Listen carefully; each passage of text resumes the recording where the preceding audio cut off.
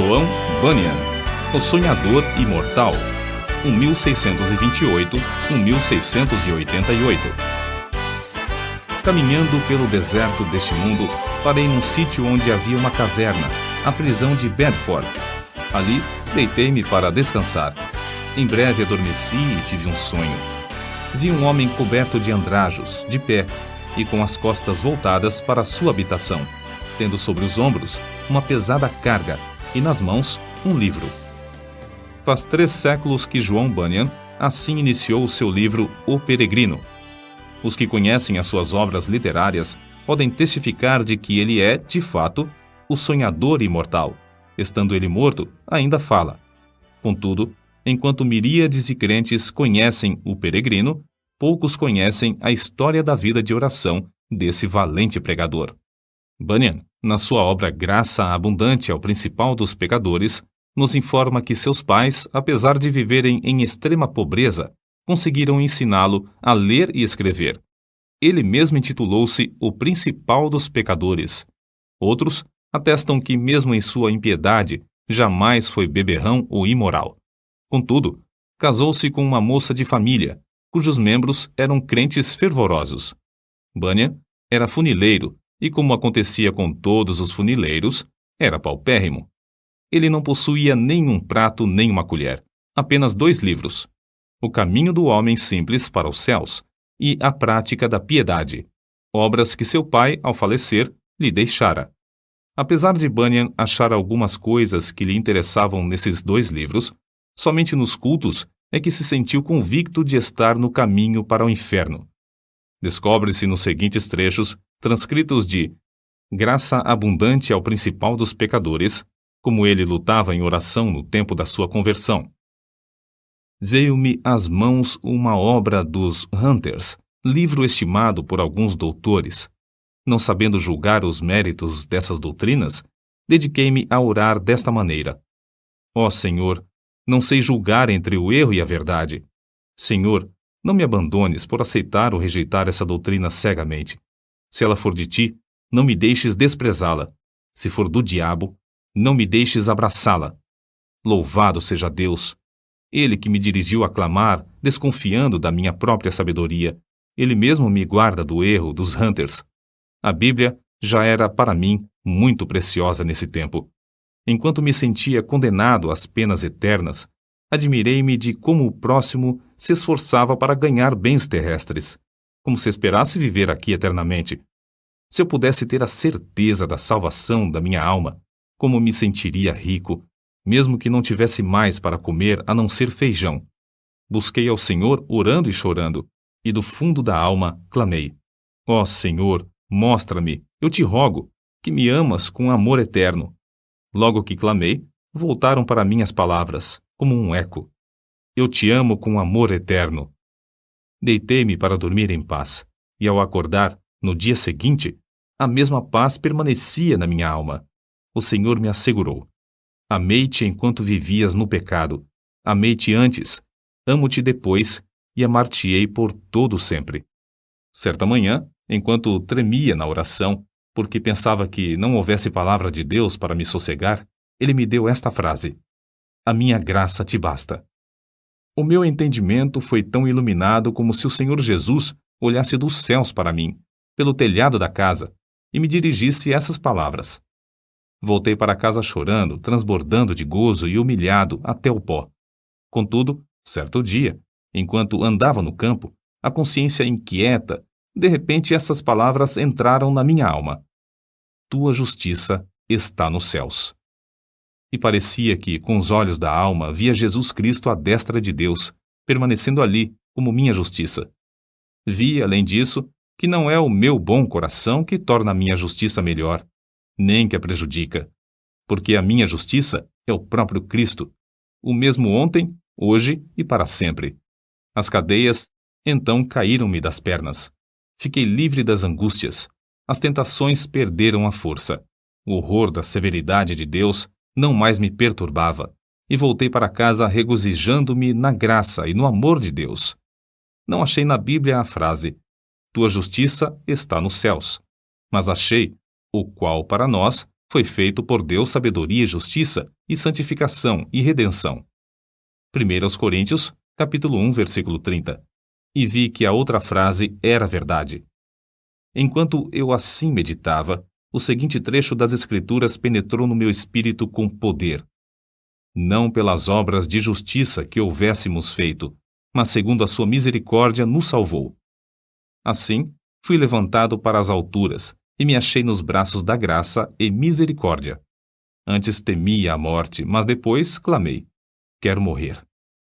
A morte tornou-se para mim uma coisa desejável. Não se vive verdadeiramente antes de passar para outra vida.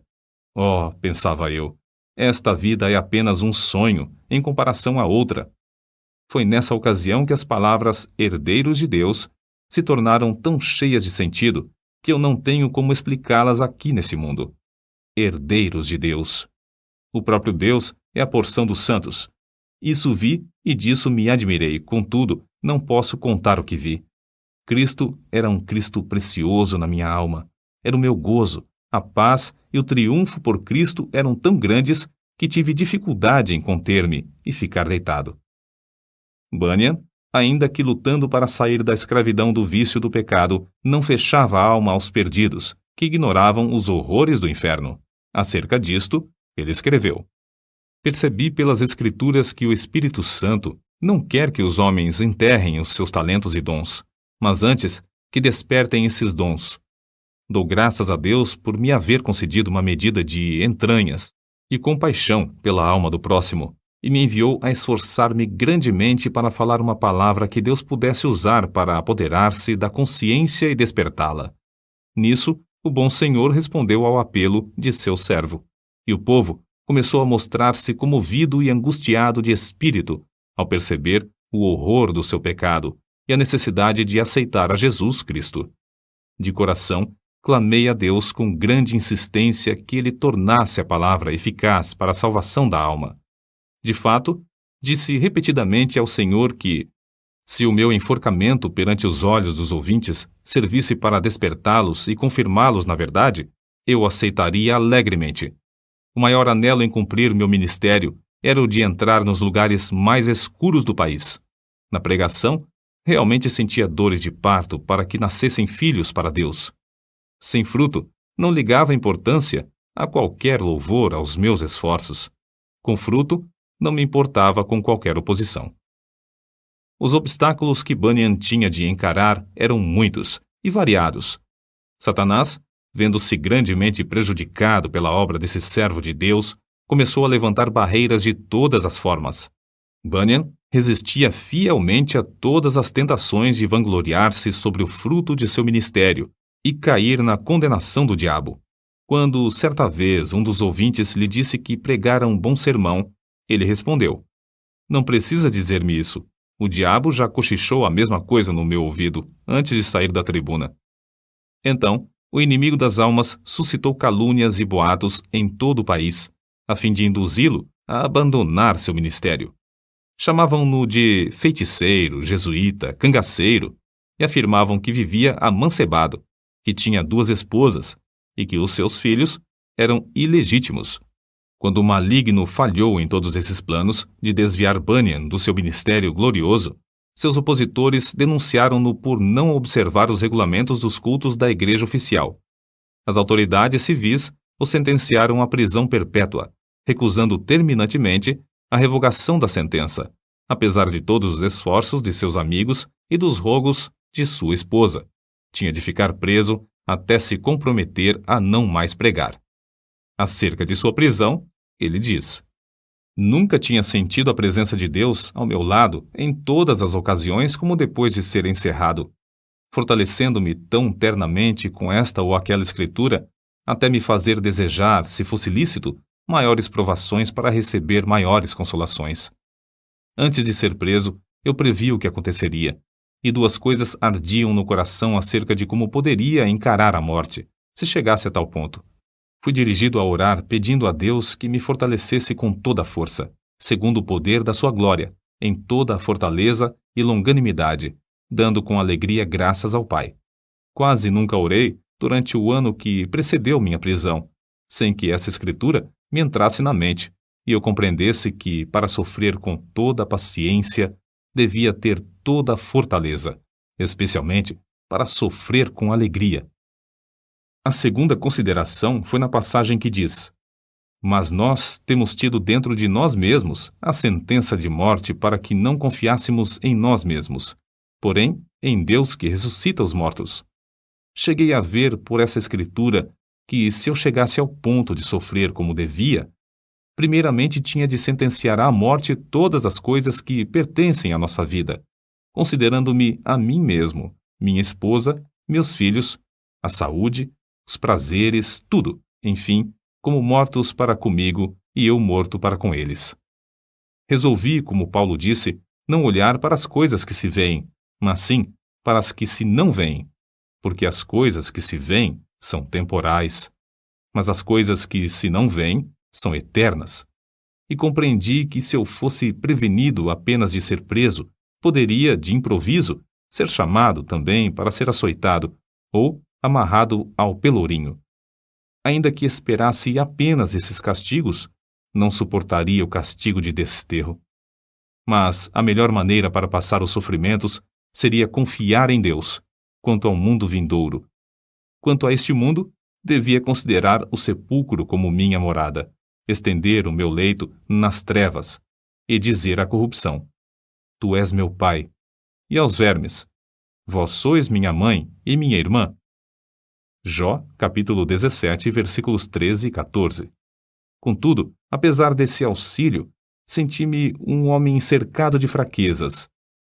A separação da minha esposa e de nossos filhos aqui na prisão torna-se, às vezes, como se fosse a separação da carne dos ossos. E isto não somente porque me lembro das tribulações e misérias que meus queridos têm de sofrer, especialmente a filhinha cega. Minha pobre filha, quão triste é a tua porção neste mundo. Serás maltratada, pedirás esmolas, passarás fome, frio, nudez e outras calamidades. Oh, os sofrimentos da minha ceguinha quebrar-me-iam o coração aos pedaços. Eu meditava muito também sobre o horror ao inferno dos que temiam a cruz, a ponto de se recusarem a glorificar a Cristo, suas palavras e leis perante os filhos dos homens. Além do mais, pensava sobre a glória que ele preparara para os que, em amor, fé e paciência, testificavam dele. A lembrança destas coisas servia para diminuir a mágoa que sentia ao lembrar-me de que eu e meus queridos sofríamos pelo testemunho de Cristo. Nem todos os horrores da prisão abalaram o espírito de João Bunyan. Quando lhes ofereciam a sua liberdade sob a condição de ele não pregar mais, respondia: Se eu sair hoje da prisão, pregarei amanhã, com o auxílio de Deus.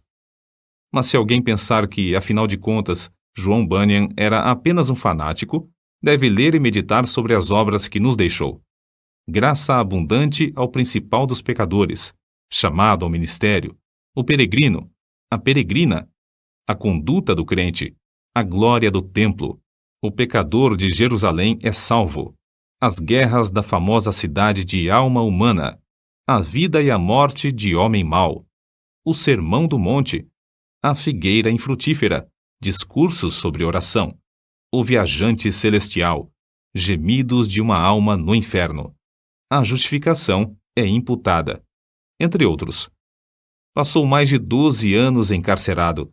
É fácil dizer que foram 12 longos anos, mas é difícil conceber o que isso significa. Passou mais da quinta parte da sua vida na prisão, na idade de maior energia. Foi um quacre, chamado Whitehead, que conseguiu a sua libertação. Depois de liberto, pregou em Bedford, Londres, e muitas outras cidades. Era tão popular que foi alcunhado de Bispo Bunyan. Continuou seu ministério fielmente até a idade de 60 anos, quando foi atacado de febre e faleceu. O seu túmulo é visitado por dezenas de milhares de pessoas. O orador, o escritor, o pregador, o professor da escola dominical e o pai de família, cada um conforme o seu ofício, podem lucrar grandemente com o estudo do estilo e méritos de seus escritos, apesar de ele ter sido apenas um humilde funileiro sem instrução. Mas como se pode explicar o maravilhoso sucesso de Bunyan? Como pode um iletrado, pregar como ele pregava e escrever num estilo capaz de interessar à criança e ao adulto, ao pobre e ao rico, ao douto e ao indouto. A única explicação do seu êxito é que ele era um homem em constante comunhão com Deus. Apesar de seu corpo estar preso no cárcere, a sua alma estava liberta, porque foi ali, numa cela, que John Bunyan teve as visões descritas nos seus livros. Visões muito mais reais do que os seus perseguidores e as paredes que o cercavam. Depois de desaparecerem os perseguidores da terra e as paredes virarem pó, o que Bunyan escreveu continua a iluminar e alegrar todas as terras e gerações. O que vamos citar mostra como Bunyan lutava com Deus em oração. Há na oração o ato de desvelar a própria pessoa, de abrir o coração perante Deus, de derramar afetuosamente a alma em pedidos, suspiros e gemidos. Senhor, disse Davi, diante de ti está todo o meu desejo, e o meu gemido não te é oculto. Salmo capítulo 38, versículo 9. E outra vez, a minha alma tem sede de Deus, do Deus vivo. Quando entrarei e me apresentarei ante a face de Deus? Quando me lembro disto, dentro de mim, derramo a minha alma. Salmos, capítulo 42, versículos 2 ao 4. Note, derramo a minha alma. É um termo demonstrativo de que, em oração, sai a própria vida e toda a força para Deus. Em outra ocasião, escreveu: as melhores orações consistem, às vezes, mais em gemidos do que em palavras, e estas palavras não são mais que a mera representação do coração, vida e espírito de tais orações. Como ele insistia e importunava em oração a Deus, fica claro no trecho seguinte. Eu te digo, continua a bater, chorar, gemer e prantear. Se ele se não levantar para te dar porque és teu amigo, ao menos por causa da tua importunação, levantar-se-á para dar-te tudo o que precisares. Sem contestação, o grande fenômeno da vida de John Bunyan consistia no seu conhecimento íntimo das Escrituras, as quais amava, e na perseverança em oração ao Deus que adorava. Se alguém duvidar de que Bunyan seguia a vontade de Deus nos 12 longos anos que passou na prisão de Bedford, deve lembrar-se de que esse servo de Cristo, ao escrever O Peregrino, atrás das grades, pregou um sermão que já dura quase 3 séculos e que hoje é lido em 140 línguas. É o livro de maior circulação depois da Bíblia. Sem tal dedicação, não seria possível conseguir o incalculável fruto eterno desse sermão pregado por um funileiro cheio da graça de Deus.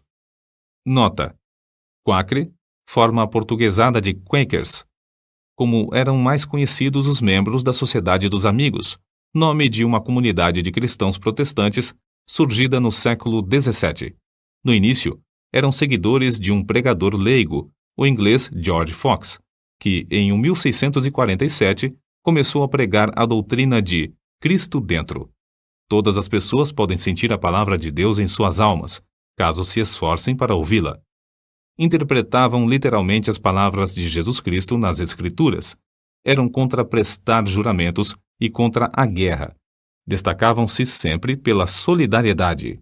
Em 1947, os comitês britânico e americano de socorro Quaker Internacional receberam o Prêmio Nobel da Paz. Enciclopédia em Carta.